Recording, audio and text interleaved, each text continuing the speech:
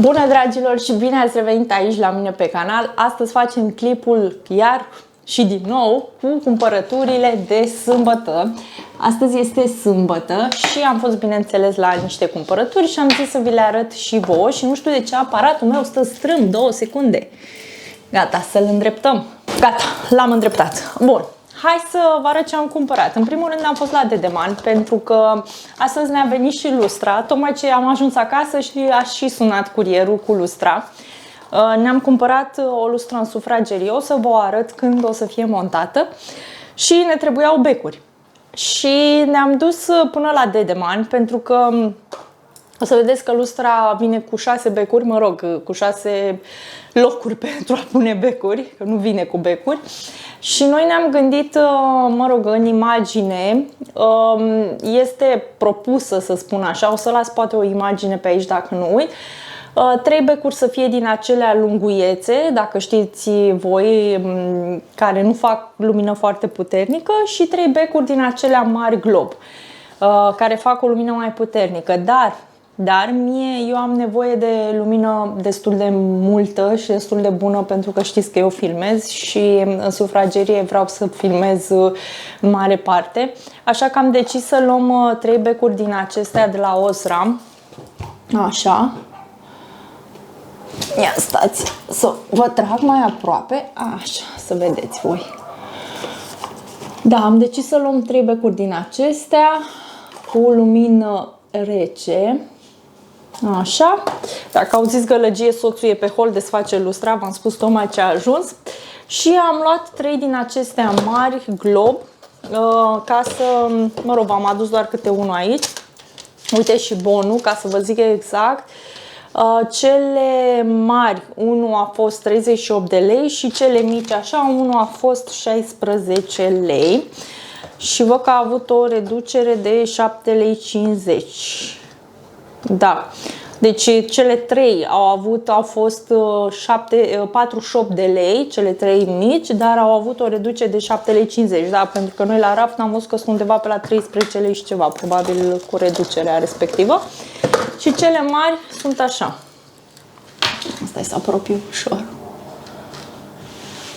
Am decis să nu le mai cumpărăm pe cele lunguiețe și să cumpărăm așa, mă rog, la fața locului ne-am hotărât în felul acesta și suntem destul de încântați. Acum să vedem cum o să arate, vedem, montăm și vă arăt și vouă, dar ca să știți cam cât costă becurile de tipul acesta. Ia stai să le duc și pe hol la domnul soț, becurile, ca că vă trebuiește. Și acum să scoatem de prin pungi. Ia să vedem, să iau Pepco. Apoi am fost la Pepco pentru că aveam nevoie de o pijama să cumpăr, dar până la urmă am cumpărat-o de la Auchan, vă arăt că am pus-o aici. În mărimea L, am cumpărat-o pentru tatăl meu, este ziua lui și își dorea foarte, mă rog, mi-a zis mama că i-ar trebui o pijama nouă și am zis ok, hai, că nu știam ce să-i cumpăr.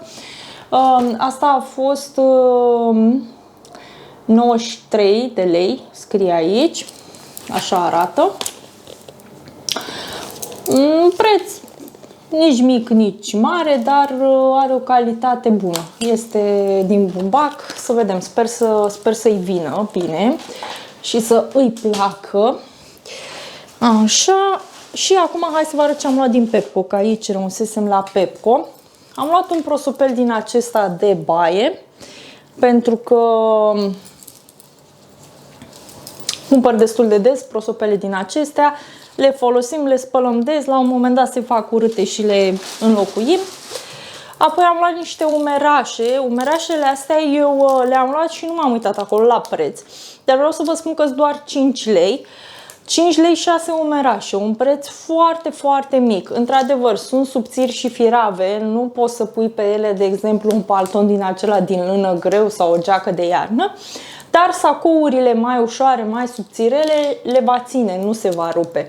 și la 1 leu practic, mai puțin de 1 leu, că am zis că sunt 6, 5 lei, deci mai puțin, la mai puțin de 1 leu, eu zic umerașul că e un preț foarte bun și nu prea găsești cu prețul ăsta.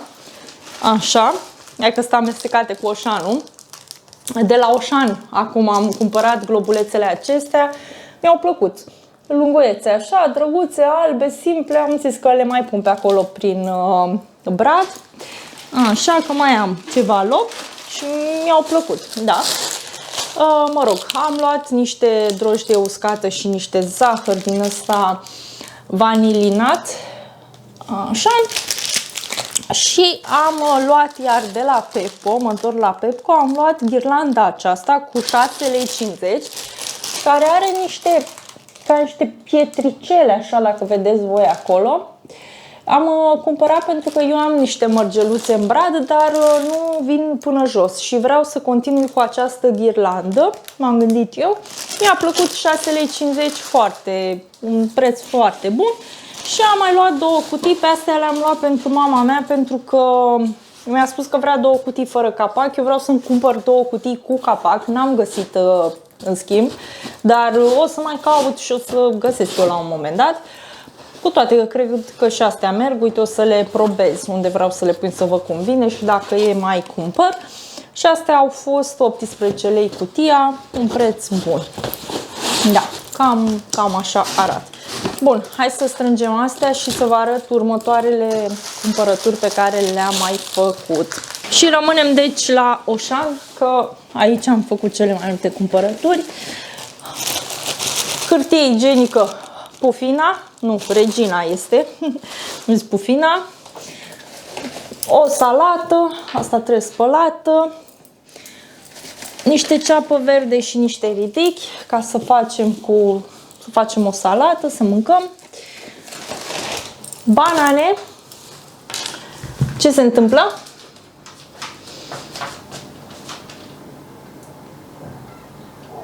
Dacă vrei să o arăți la... Am crezut că mi-o arătai. Da. Aceasta este lustra. Uite că au venit. Da, ceva de genul arăta, doar că mă așteptam ăsta să nu fie atât de auriu, parcă. Nu știu. Da, așa era, cam așa era și în poză. Hai că ne uităm imediat pe telefon, dar eu zic că așa arăta și în poză. 6 din alea, da, 3 mai lungi, 3 mai scurte, așa arăta, doar că pozele sunt editate și arăta mult mai bine. Sincer, nu cred că face 300 de lei. Face. Mi se pare un preț foarte mare pentru cum arată. Adică zici că e de aia de pe Shein, de 100 de lei. Da, știe. Asta e. Nu erau astea, nu erau așa, nu mai lung, nu mai erau egale. Nu erau egale. Nu, alea erau mai lungi. Și la alea mai lungi mă gândesc să punem becurile alea mai mari. Și la alea mai scurte să punem becurile mai mici, a? Sau invers? Încercăm și așa, și așa și vedem cum dă mai bine. Da, aprindem și mie becul, te rog. Că s-a început să se... N-am pus lustra. Aici! Apoi mi-am luat niște chipsuri din acestea cu sare, care îmi plac foarte mult, le-am mai mâncat, sunt foarte sănătoase, să zic așa, o formă mai sănătoasă de chipsuri, niște semințe ușor sărate, astea sunt ale soțului, el mănâncă semințe, niște candele, am luat, mă rog, astea să le pun pe partea asta, am luat două fructe de cachi, am mai luat niște cartofi normal și niște kiwi, așa, 2 iaurturi bio de la Covalact, am luat cașcaval din acesta de la Delaco de sandwich, 2, pentru că avea un preț foarte bun, era undeva la 13 lei, 350 de grame și am zis că mai facem cu cartofi, la sandwich-uri, găsim noi cum să îl mâncăm. vopsea. Mi-am luat de data aceasta Long Color Ultra Duo din acesta, așa cu 2 tuburi, 10 cu 1 și o să amestec, că mai am puțin din acel arămiu de la Kalos și o să amestec și o să-mi iasă probabil ceva asemănător. N-am ajuns la Kalos de data aceasta pentru că am fost la alt Oșan față de cel. Am fost la cel din Paladin, de obicei merg la cel din Titan unde are și Kalos. Dar, da, pentru că ne aflam, mă rog, în zonă că am fost la Dedeman și am decis să iau așa. Știu că m-am mai făcut în trecut cu vopseaua aceasta și știu că mi-a plăcut, a fost ok. Soțul meu și-a luat un Twix. Așa. Și hai să luăm și punga cu numărul 2.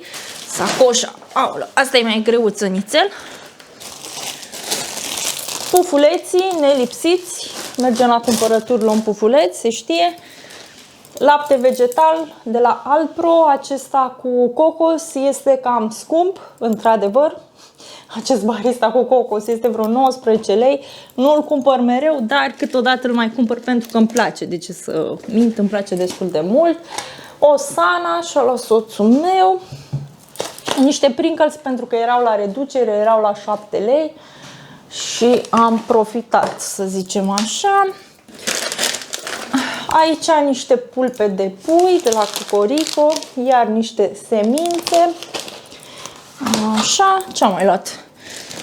Uite, am mai luat un cidru din ăsta. Mie îmi place foarte mult acest cidru și îl cumpăr în diverse arome, nu cumpăr mereu, dar mai cumpăr pentru că îmi place foarte mult la gust. E deosebit, după părerea mea. O pâine normală. Stați că nu știu pe unde să le mai așez. Pe aici, pe undeva.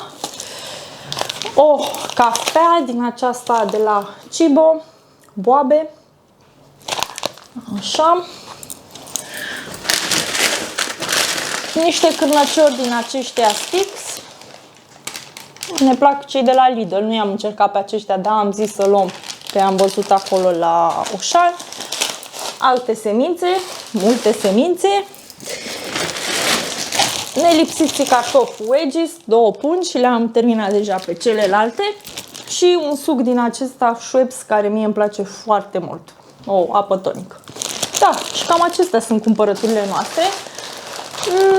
Nu au fost foarte multe, dar să știți că am plătit destul de mult pe toate. Am plătit vreo 400 de lei la Oșan. Bine, am luat și pijamaua, care numai aia a fost aproape 100 de lei. Dar am plătit, mă rog, destul de mult. Asta e. Bun. Strângem pe aici și ce să vă mai zic, ăsta a fost clipul cu cumpărăturile de săptămâna aceasta, de weekend, mă rog, că în timpul săptămânii mai cumpărăm una alta, dar mai puțin.